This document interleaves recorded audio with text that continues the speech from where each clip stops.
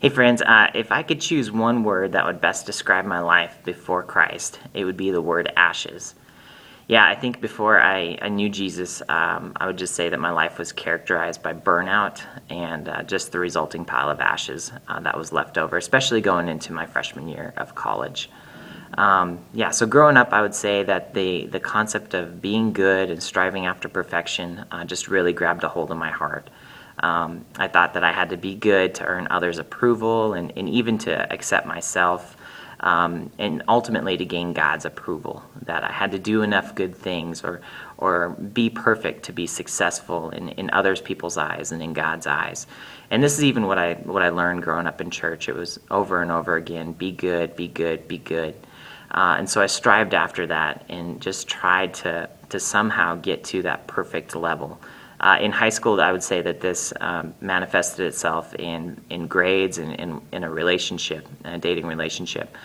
Trying to get that perfect 4.0 and trying to have that perfect dating relationship. But the thing with perfection is that it just never will happen. And you're always going to find yourself less than perfect, and that's what happened with me. And so because this had become such a part of my identity, I found myself really just in despair and in ashes going into my freshman year of college.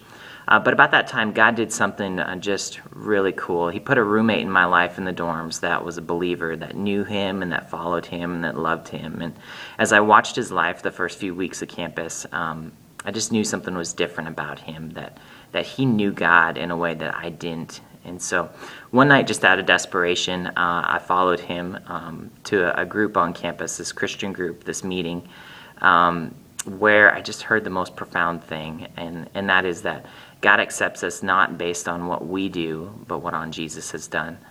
That Jesus has bore all of our sins onto a cross, that he died and took the punishment for my sin, and rose 3 days later victoriously, and that he wants a relationship with us and based on what he's done and not what I've done, on grace.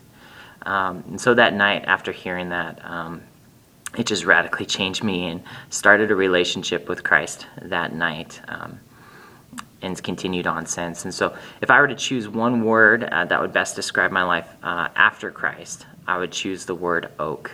I think in the midst of that pile of ashes that was there coming into my freshman year, God just planted a seed, and that seed was his gospel of having a relationship with him through grace, and out of that just grew.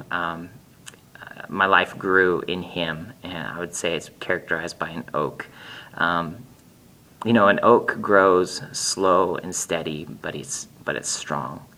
And that's what I would say would just parallel my relationship with the Lord. It hasn't always been the easiest route, but over the years he has grown me. My roots have gone deep into him and his word, and I find nourishment and refreshment from him. He prunes off areas of my life that are unhealthy and causes me to bear fruit that I get to share with other people about how they can have a relationship with him as well. So yeah, if I were to choose two words, I would say before Christ, ashes, after oak. I would love to hear just your comments and thoughts about the story, and there's more to it too, and I would love to share the full story with you. So yeah, thanks for taking a few minutes and watching my video.